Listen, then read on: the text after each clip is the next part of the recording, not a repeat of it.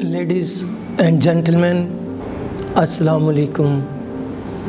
آج کا ہمارا موضوع ہے گاندھی جناح ٹاکس۔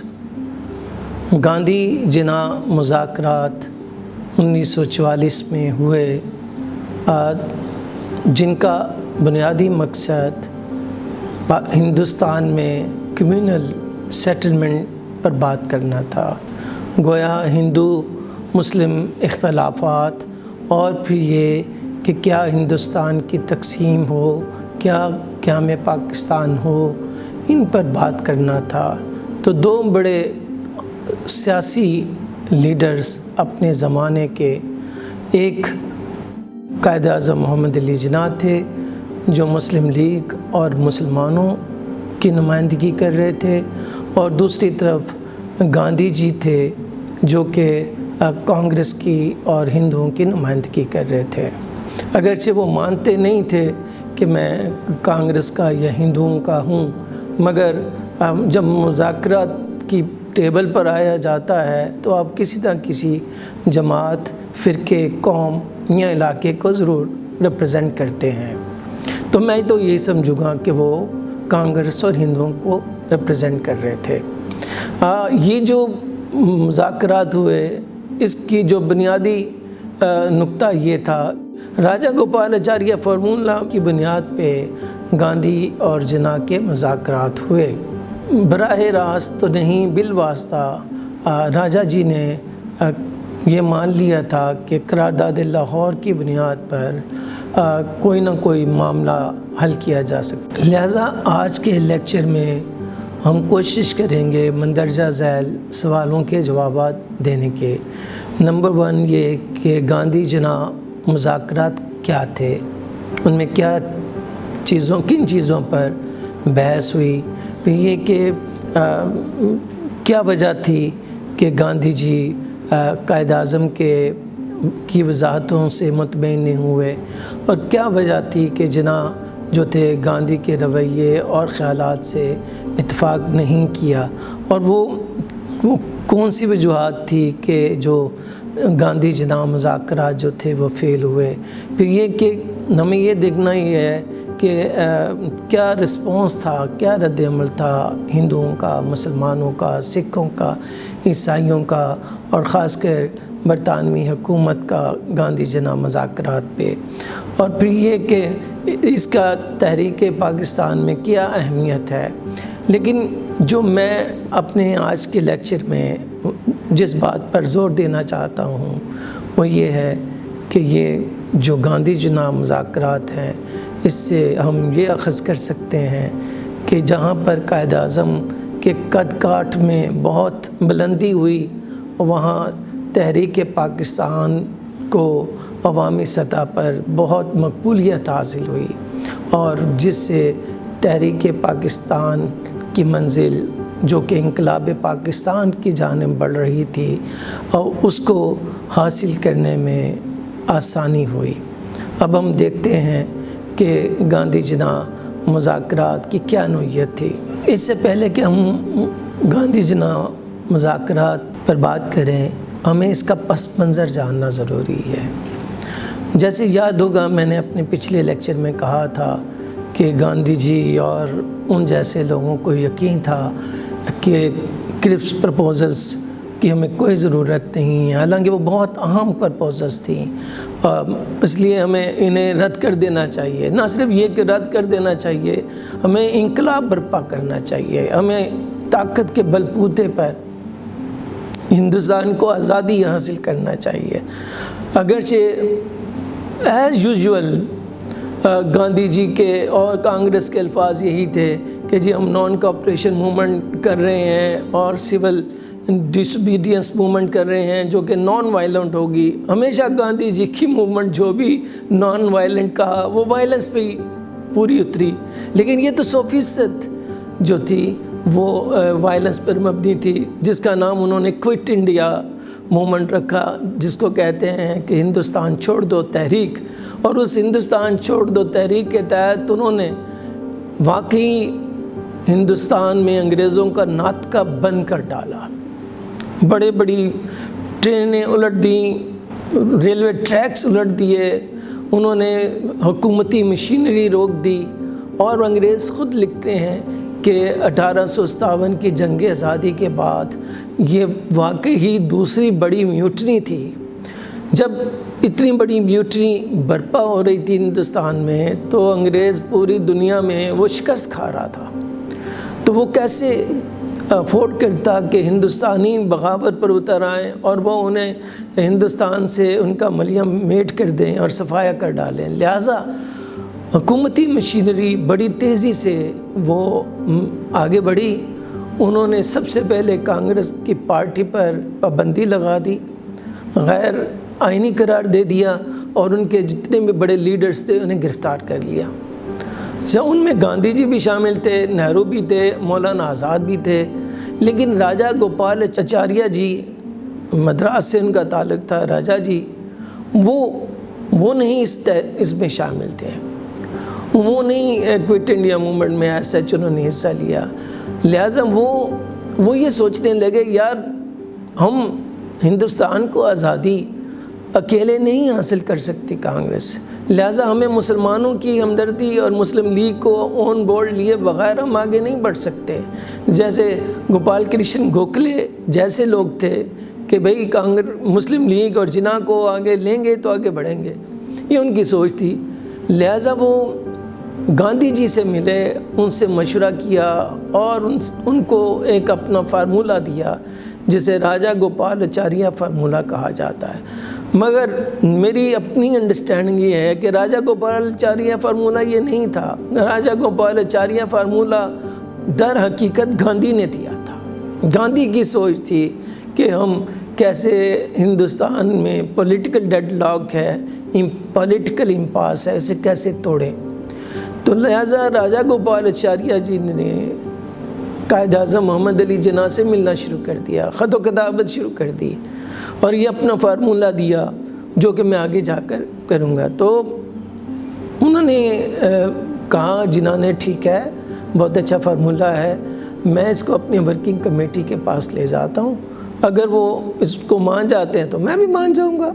انہوں نے کہا نہیں جی نہیں، آپ ورکنگ کمیٹی کو چھوڑیے، جناح جی آپ ہی اصل میں کرتا دھرتا ہیں، آپ اسے منظور کریں گے تو ورکنگ کمیٹی بھی مان لیں گے۔ جناح نے کہا نہیں، یہ کانگریس پارٹی نہیں ہے، میں جناح ہوں اور میں ایک جمہوری ایک آدمی ہوں، میں ان کے منظوری کے بغیر آگے نہیں چل سکتا۔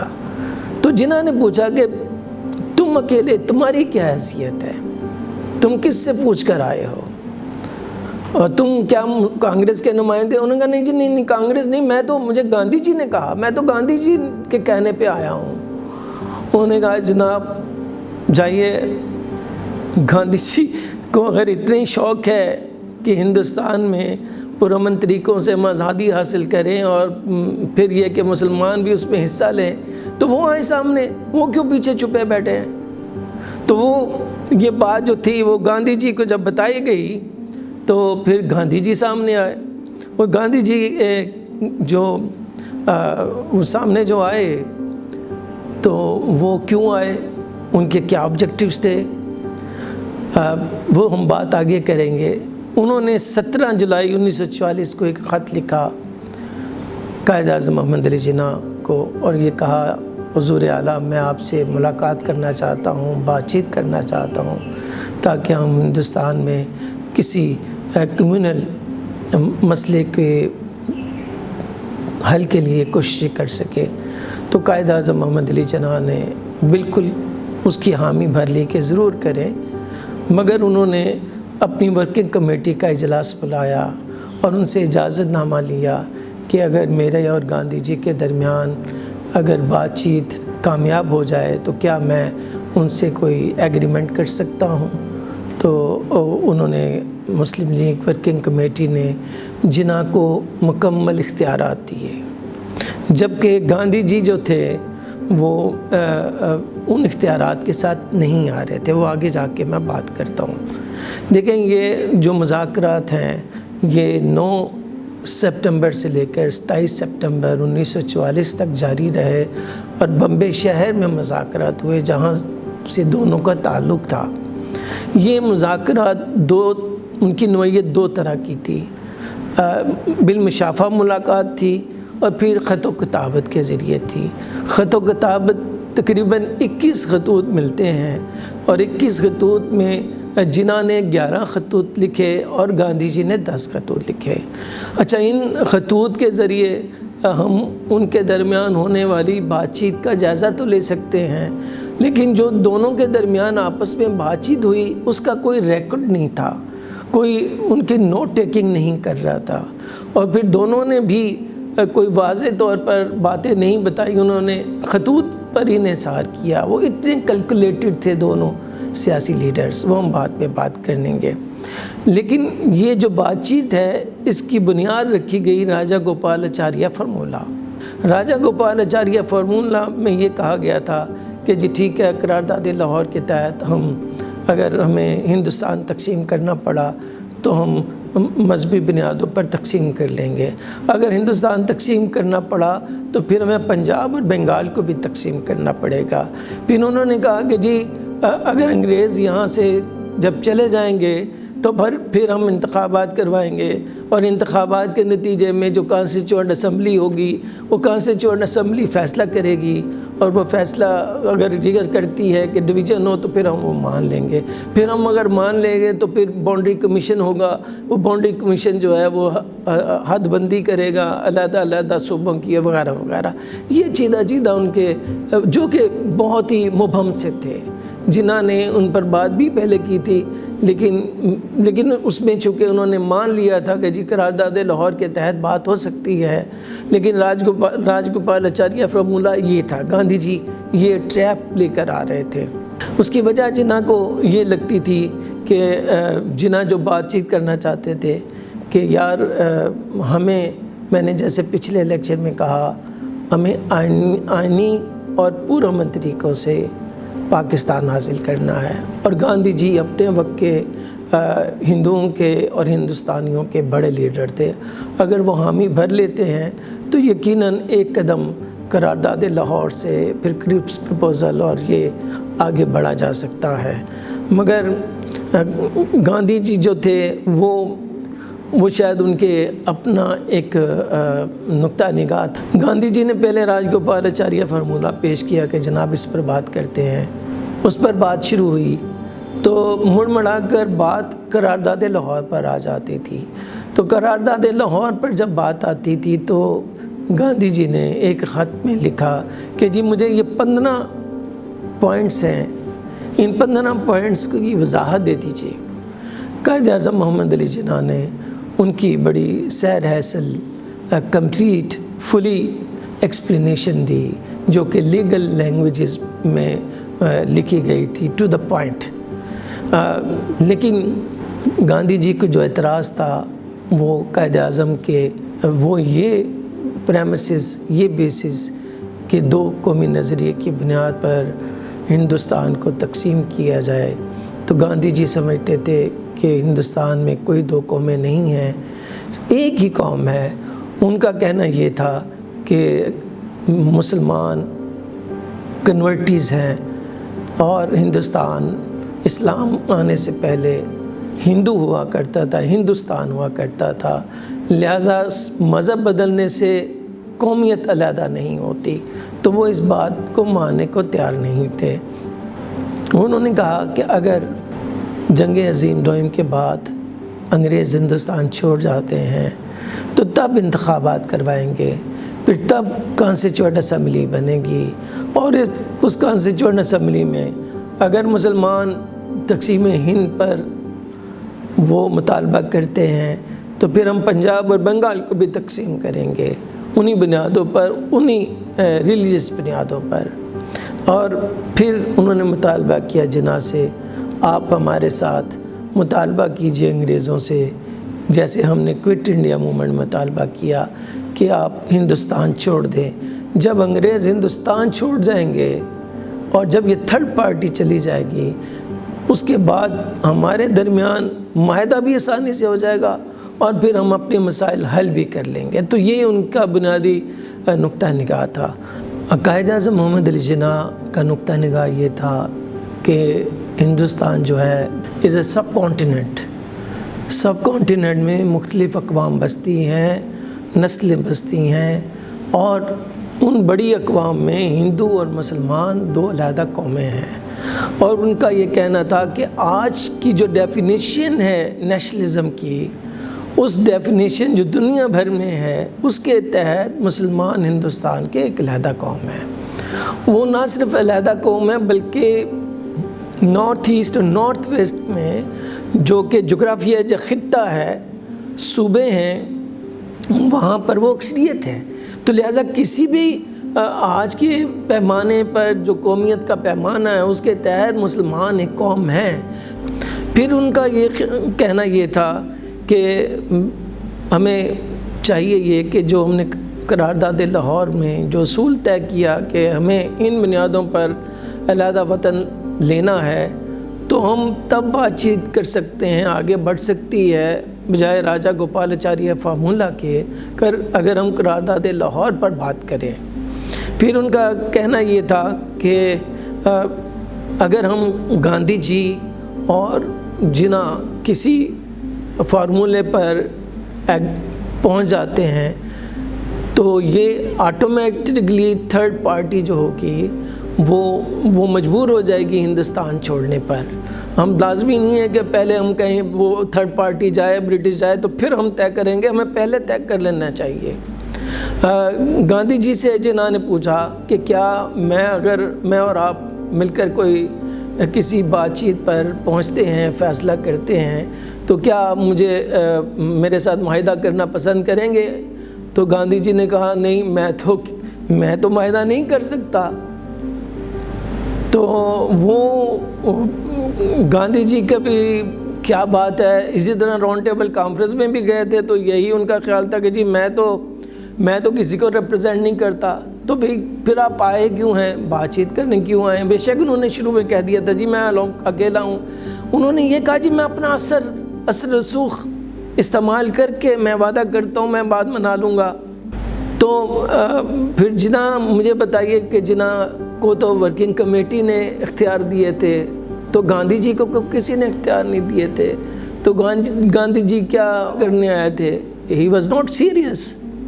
سو اس لیے میرا خیال ہے کہ وہ پھر گاندھی جناح جو ٹاکس تھی اس کو گاندھی کو اور ہندوؤں کو، کانگریس کو کوئی زیادہ فائدہ نہیں ہوا، مگر جناح کو، مسلم لیگ کو بہت فائدہ ہوا۔ آپ کے سوالوں کا جواب دیتا ہوں۔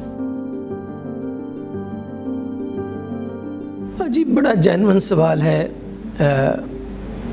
جب گاندھی کو کسی نے اختیار ہی نہیں دیا تو پھر گاندھی جی نے کیوں اپنے تئیں بات چیت شروع کی؟ کیوں راج گوپالاچاریہ فارمولا راجہ جی سے دلوا دیا یا راجہ جی نے گاندھی جی کو قائل کر لیا؟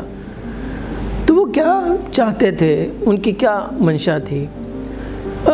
گاندھی جی کی جو لائف ہسٹری ہے میرے نزدیک تو انگما ہے، بہت کنفیوزنگ ہے، بہت ان کی خواہش ہے کہ جو وہ کہتے ہیں لوگ مانتے بھی تھے، مگر وہ بہت ساری باتوں کو مبہم ہی چھوڑ دیتے تھے۔ ان کی خواہش تھی کہ جی 1937 سے 39 تک میں بہت بڑا لیڈر بن گیا ہوں اور جناح کو ہم نے کارنر کر دیا، مسلم لیگ کی کوئی حیثیت نہیں رہی ہے۔ جناح بارہا کہتے رہے کہ گاندھی جی آپ آگے آئیے، ہم مذاکرات کرتے ہیں، ہندو مسلم جو دوریاں بڑھ رہی ہیں اس کا حل نکالتے ہیں۔ انہوں نے کہا جا اگر میں ملوں گا تو میرا تو قد چھوٹا ہو جائے گا، بونا ہو جائے گا۔ پھر انہوں نے حماقت کی، آگے بڑھ کر جو کٹ انڈیا موومنٹ شروع کروا دی، نتیجتاً جیل میں چلے گئے، جیل میں گئے اتنے بیمار ہوئے کہ موت کے دھانے پہ چلے گئے۔ پھر اپیلیں کرتے رہے کہ خدارا مجھے آزادی دے دو۔ ان کی مسز کی ڈیتھ ہو گئی، لارڈ ویول کو انہیں چھوڑنا پڑا، بعد میں بھی ڈسکس کریں گے۔ تو لارڈ ویول کو انہوں نے کہا جناب آپ میرے سے بات چیت کریں کہ ہم کیسے ہندوستان کو پرامن طریقے سے ٹرانسفر آف پاور لے کر آئیں۔ تو لارڈ ویول نے کہا جاؤ تمہاری تو پارٹی پر پابندی ہے، تم پر پابندی ہے، میں تو نہیں بات کر سکتا۔ پھر انہوں نے کہا کہ یار میں تو جیل میں جا کر کانگریس کو قید کروا کر پابندی لگوا کر ہم تو کسی کے نہیں رہے، لہٰذا میں جا کر جناح سے بات کرتا ہوں، میں دوبارہ سے میڈیا کی خبروں میں آ جاؤں۔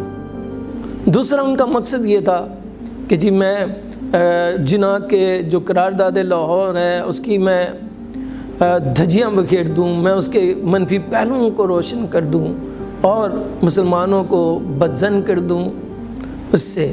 تو یہ ان کے مقاصد تھے، اور وہ یہ جب بھی آپ منفی مقاصد لے کر آتے ہیں پھر آپ کو منہ کی کھانا پڑتی ہے۔ الٹا جناح نے ان کی جو حرکات و سکنات تھی، خیالات تھے، ان کو ایکسپوز کر دیا۔ اچھا، دوسرا یہ جو ہم نے سوال کیا گاندھی کے آرگومنٹ کے، جی ون نیشن، اور میں بڑے بڑے لوگوں سے، تاریخ دانوں سے مکالمہ ہوتا ہے جو ٹو نیشن تھیوری کے خلاف ہے، میں ان سے کہتا ہوں فار گاڈ سیک مجھے بتا دیجئے ون نیشن تھیوری کیا ہے۔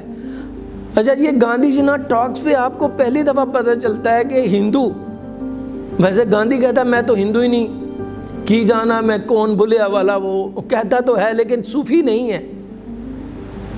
ایک طرف کہتا ہے میں ہندو ہوں، دوسری طرف کہتا ہے میں سیکولر ہوں، اور آرگومنٹ دیتا ہے، کہتا ہے کہ جی اسلام کے آنے سے پہلے ہندوستان ہندو تھا، تمام ہندو تھے، اور آپ نے اسلام قبول کر لیا۔ اچھا، اسلام قبول کر لیا تو کیا آپ علیحدہ قوم ہو گئے؟ کیا معصوم آدمی ہیں آپ؟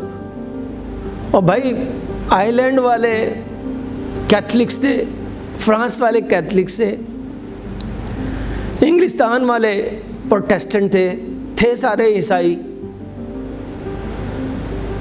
جرمنی میں بھی ایک قوم تھی سیم، آسٹریا میں بھی ایک قوم تھی سیم، یہی جو برطانیہ کے ہی بال بچے تھے جو امریکہ چلے گئے وہ بھی قوم بن گئے۔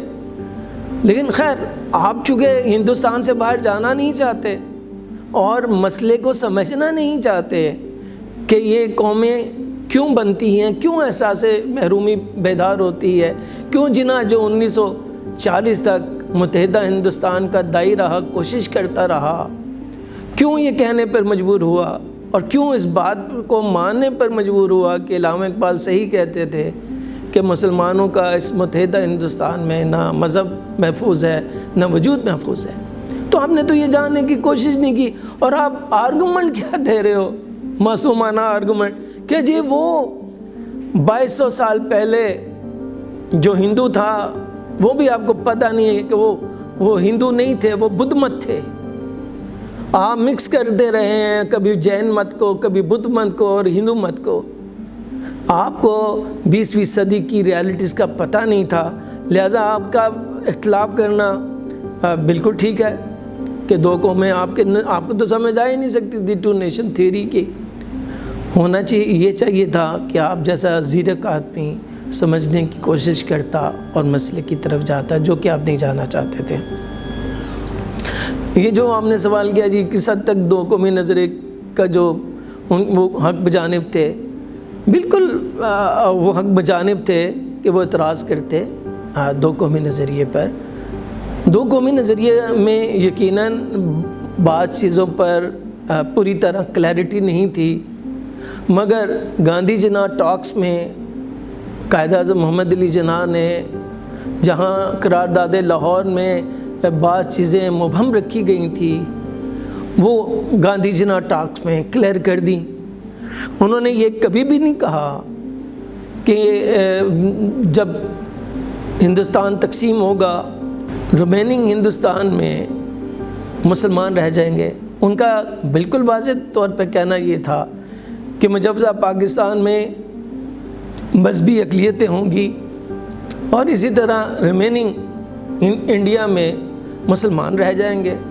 ان کا کہنا یہ بالکل کلیئرلی انہوں نے کہا کہ جو پاکستان میں چونکہ یہاں پر بھی ایک ایکسپیریمنٹ ہوگا، وہ اسلام کے مطابق ایکسپیریمنٹ ہوگا کہ ہم ثابت کریں گے کہ ہم کتنے متوازن اور بیلنس سوسائٹی ہیں، اسٹیٹ ہیں، ہم تمام کو ایکول سٹیزن شپ دیں گے بلا رنگ و نسل، بلا امتیاز مذہب وغیرہ کے۔ یہ باتیں انہوں نے واضح کر دی، اور وہ انہوں نے کلیئرلی بتا دیا کہ یار پہلے اصول تو مانو گے، قرارداد لاہور کے تحت تقسیم کریں گے تو پھر ہم آگے بنے۔ وہ گاندھی جی اس اصول پہ ہی نہیں آئے، تو بہت ساری چیزیں کلیئر کی انہوں نے۔ تو میں سمجھتا ہوں کہ جو گاندھی جی کے جو چاہتے تھے کہ جی میں ان کو ایکسپوز کر دوں، اور وہ جو بمبئی، سی پی، یو پی، مدراس ہندو اکثریتی صوبوں میں رہنے والے مسلمانوں کو میں ڈرا دوں کہ آپ کے ساتھ بہت بدسلوکی ہوگی اور یہ میں ان کو نظریہ پاکستان سے دور کر دوں، وہ اس میں کامیاب ہوتے ہوئے دکھائی نہیں دیے۔ بالکل جو ہم نے پوچھا کہ کیا رد عمل تھا ہندوؤں کا، سکھوں کا، عیسائیوں کا، انگریزوں کا، یہ چاروں نے گاندھی جی نے مذاکرات کی بالکل حمایت نہیں کی۔ یس، لارڈ ویول کو بات اچھی لگ رہی تھی، صرف کیلے کو، جو کہ اس وقت وائس رائے اور گورنر جنرل تھا۔ ہندوؤں نے، تمام ہندوؤں نے بلا امتیازی، حتیٰ کہ کانگریس نے مذاق اڑایا کہ گاندھی کو کیا پاگل پن کا دورہ پڑا ہے کہ جنازے بات چیت کرنے کے لیے چلا گیا۔ سکھوں نے اعتراض کیے کہ ہمارے خالصتان کا کیا بنے گا، ہمارا کیا بنے گا۔ عیسائیوں نے اعتراض کیا کہ یہ تو تقسیم ہند کو ماننے چلے جا رہے ہیں گاندھی جی۔ تو بعض مسلمانوں نے بھی، جو کہ ظاہر ابوالکلام آزاد جو تھے وہ بھی ابھی جیل میں تھے، کہ یہ گاندھی جی کو کیا سوچ رہی ہے، کدھر جا رہے ہیں۔ جو قوم پرست، جو نیشنلسٹ اپنے آپ کو مسلمان کہلا رہے تھے، وہ بھی اس بات کو ناگوار سمجھ رہے تھے۔ تو قدرتی بات ہے کہ وہ ابھی ذہنی طور پر تیار نہیں تھے کہ ہم پاکستان کو مان لیں گے۔ وہ جو لارڈ ویول کا جو بے ساختہ سا فکرہ ہے جو انہوں نے کہا تھا، وہ میں آخر میں بھی بتاؤں گا۔ انہوں نے کہا جی کہ میرا خیال یہ تھا کہ یہ بہت بڑے لیڈر ہیں، وہ آپس میں مل بیٹھے ہیں تو وہ کوئی نہ کوئی مسئلے کا حل لے آئیں گے، اور اس طرح انگریز ہندوستان سے پرامن طریقوں سے اقتدار منتقل کر کے چلے جائیں گے۔ گاندھی جنا ٹاکس جو 1944 میں ہوئیں، اس کی بڑی اہمیت ہے انقلاب پاکستان کی کہانی کو سمجھنے کے لیے۔ قرارداد لاہور 1940 کو پاس ہوئی، جس میں مطالبہ کیا گیا کہ ہندوستان کو ہندو انڈیا اینڈ مسلم انڈیا میں تقسیم کر دیا جائے۔ یہ ایک دیوانے کا خواب دکھائی دیتا تھا، مگر بتدریج قائد اعظم کی قیادت میں مسلم لیگ مضبوط ہوتی گئی اور تحریک پاکستان زور پکڑتی چلی گئی۔ ایسے میں کانگریس سے خطا در خطا، بلنڈر آفٹر بلنڈر ہوئی۔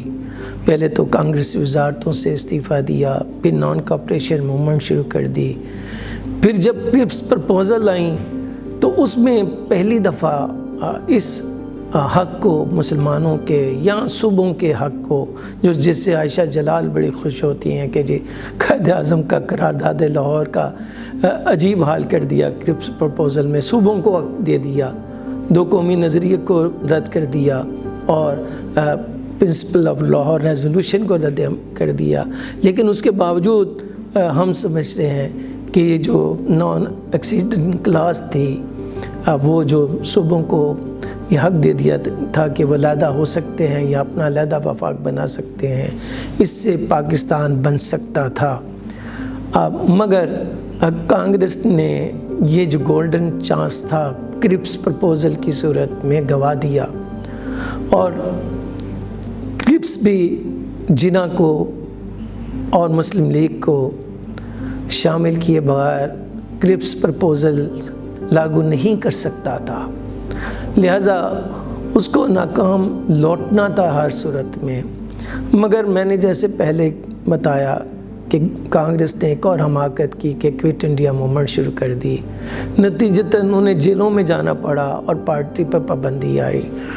ایسے میں گاندھی جی کو جیل میں جو خیال آیا، وہ انہوں نے راجا گوپالاچاریہ کو، شاید ان کو بھی آیا، وہ کہتے تھے کہ اگر مسلمان ہمارے ساتھ نہیں رہنا چاہتے، اور نارتھ ایسٹ نارتھ ویسٹ میں وہ جانتے تھے کہ مسلمان اکثریت میں ہیں، وہ جانتے تھے کہ کرپس پرپوزلز میں یہ ایک شک جو آئی ہے، اس سے واضح نظر آتا ہے کہ ہندوستان تقسیم ہوگا، تو کیوں نہ ہمیں پرامن طریقوں سے خوش دلی سے تسلیم کر کے بات چیت کے ذریعے نکلنا ہے۔ تو گاندھی جی چونکہ پہلے پیچھے تھے، جنہوں نے بڑی خوبصورتی سے پہلے راج گوپالاچاریہ کو بری طرح ایکسپوز کیا، پھر اسے کہا کہ تم کون ہو، اور پھر انہوں نے کہا جی میرے پیچھے تو گاندھی ہے۔ پھر گاندھی جی سے بات چیت ہوئی تو گاندھی جی جو چاہتے تھے کہ جی میں لائم لائٹ میں آ جاؤں، میڈیا کے سامنے آ جاؤں، میں اپنی خلوت سے نکل آؤں، میں اور جناح کے قرارداد لاہور کے تحت پاکستان کی دھجیاں بکھیر دوں، وہ اس نیرو آبجیکٹو کے ساتھ جناح کے ساتھ بات چیت کر رہے تھے، اس شخص کے ساتھ بات چیت کر رہے تھے جس کو انہوں نے 1937 سے 39 تک ملنا گوارا نہیں کیا تھا کہ میرا قد بونے کی طرح نہ ہو جائے، لیکن انہوں نے وہ مسٹیک کی، وہ بلنڈر کی بعض لوگوں کے خیال میں، اور ان کا قد بونا تو نہیں ہوا،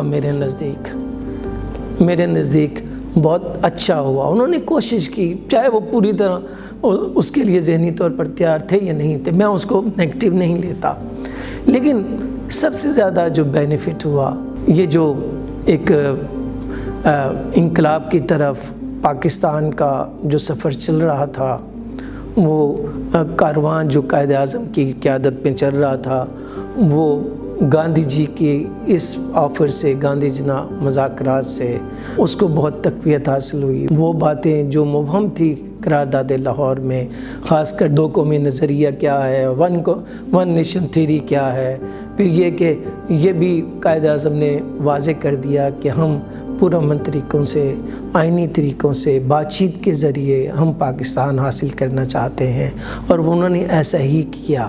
اور پھر یہ کہ یہ سب چیزیں جو ہیں وہ لارڈ ویول دیکھ رہے تھے اور یہ سب چیزیں وہ جان رہے تھے۔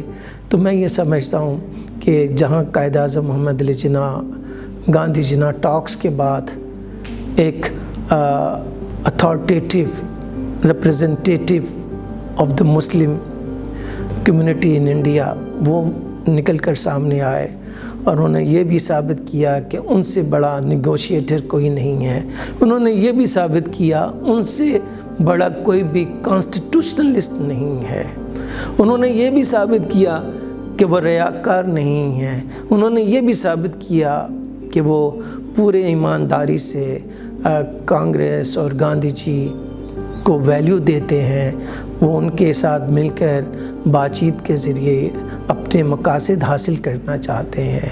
مگر بدقسمتی سے گاندھی جی نے جب جناح نے کہا کہ گاندھی جی ضمانت دیجیے، چلے ہم معاہدہ کرتے ہیں کسی بات پہ، تو گاندھی جی کی وہی پرانی رٹ کہ میں تو جی 2 آنے اور 4 آنے کا ممبر بھی نہیں ہوں کانگریس کا۔ تو یہ جو نان سیریس ایٹیچیوڈ ان کا تھا، اس سے ظاہر ہے کہ قائد اعظم محمد علی جناح جو تھے وہ بدظن ہوئے۔ تو ایسے میں گاندھی جی نے بھی کہا کہ جناب آپ کون سے اتنے بڑے نمائندہ ہیں، آپ کی کون سی اتنی بڑی کارکردگی ہے۔ پھر جناح کو بتانا پڑا کہ ہم کتنے ہمارے بائی الیکشنز ہوئے ہیں، ہم کتنی سیٹیں جیت چکے ہیں، اور جو مطالبہ پاکستان ہے کتنا پاپولر ہو چکا ہے۔ لیکن سب سے زیادہ جس شخص نے اہمیت دی وہ لارڈ ویول تھے، جو اس وقت کے وائس رائے اور گورنر جنرل تھے، جو اکتوبر 1943 میں بنے لارڈ لتھکو کے بعد۔ ان کو سب سے زیادہ دکھ ہوا، وہ یہ سوچ رہے تھے کہ اگر ان دونوں کے درمیان کوئی معاملات طے پا جاتے ہیں، اور جنگ بھی جو ہے وہ بڑی تیزی سے آگے بڑھ رہی ہے، خاتمے کے قریب نظر آ رہی ہے، ہم جو انگریز جو ہیں وہ ٹرانسفر پاور انڈین کو دے دیں۔ جب انہوں نے دیکھا کہ یہ بھی نہیں کر پائے، انگریز بھی نہیں کرنا چاہتا، اور کرپس پرپوزلز بھی ڈیڈ ہو گئی ہیں، پھر لارڈ ویول نے جرت کا مظاہرہ کیا اور ویول پلان دیا۔ وہ ویول پلان کیا ہے، اس کی کیا اہمیت ہے، انشاءاللہ ہم اپنے اگلے لیکچر پر ڈسکس کریں۔